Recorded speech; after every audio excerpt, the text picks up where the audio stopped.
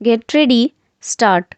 Sir, the Honorable Minister has said that because this bill is of a complicated nature, he has come forward with this measure to extend the blanket cover that is to be given by another 1 year. Sir, in my opinion, the bill as such is not complicated, but the government have made it more complicated by getting into certain things, which, in my opinion, are certainly extraneous for the purpose of this bill. Sir, in the course of 1 year, this bill has come up before this House 3 times. This is the third time that this bill is coming up before the House. The parent bill was introduced in December 2003, and in less than 1 year, two amending bills were being moved before us. Even at the time when the parent bill was moved, it was suggested by several members, both on this side as well as on the other side of the House, that it is safe to enumerate in the bill itself by attaching a schedule to it to specify clearly provisions as to what would amount to an office of profit and what would not amount to an office of profit.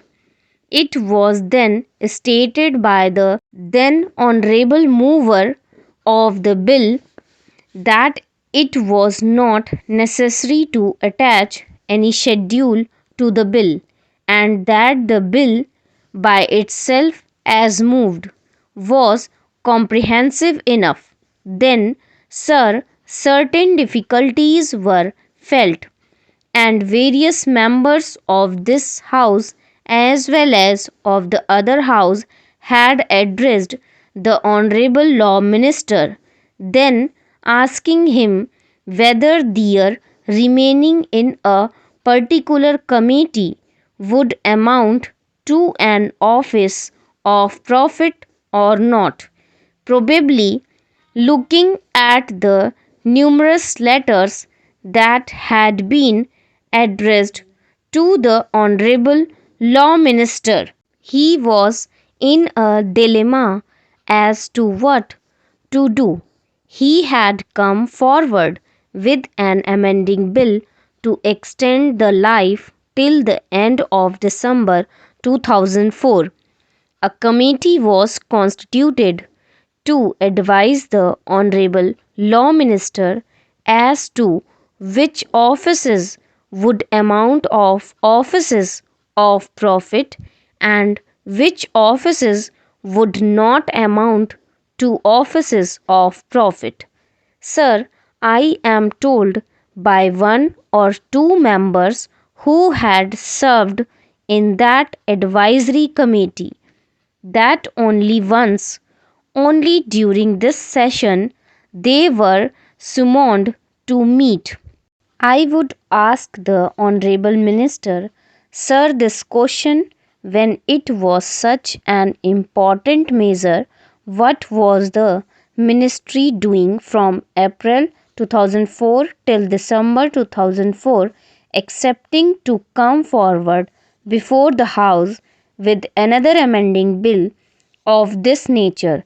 Originally, sir, only 4 months' time was asked for when the parent bill was moved, and it was stated that within that period of 4 months they would come forward with a comprehensive legislation. Then again they come forward with another amending bill extending the period till December 2004. Now, between April and December, nothing has happened excepting that the advisory committee has been constituted and it met once only just to recommend for extending the period by another 1 year.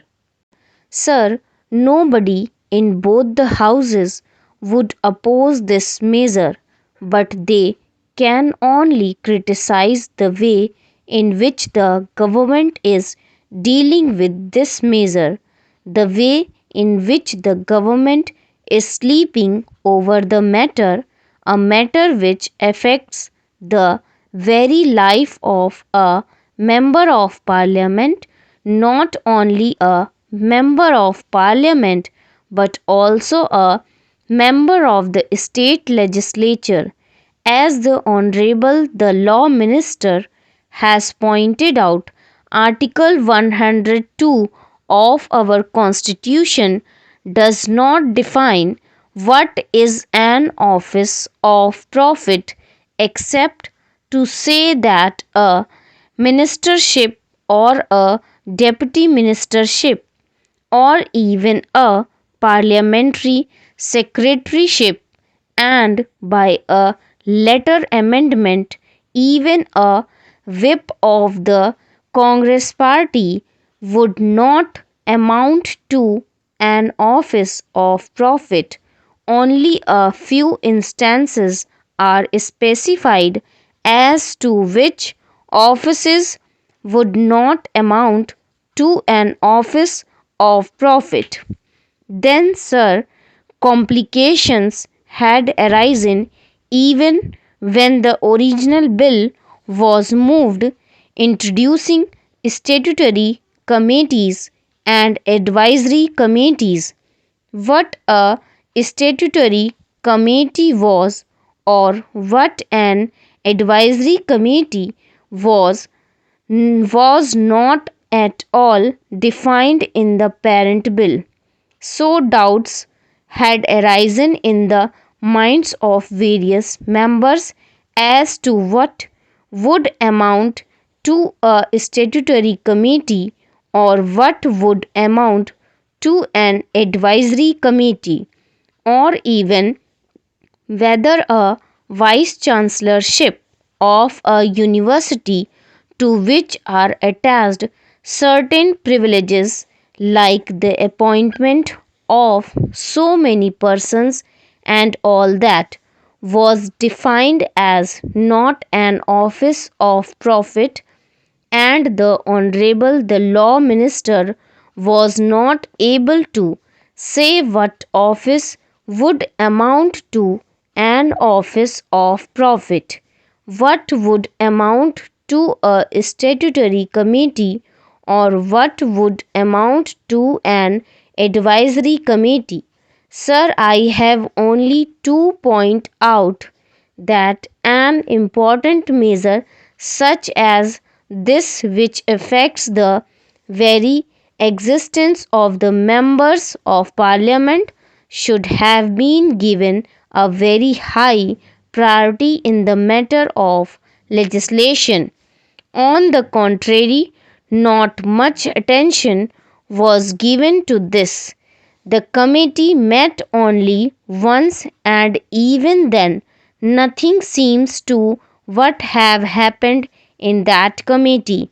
Sir, before the matter goes to a court of law for the judges and for the lawyers to interrupt what would amount to an office of profit, it is better that the Honorable the Law Minister brings forward in the coming budget session a comprehensive bill which will specify in its schedules what are offices of profit.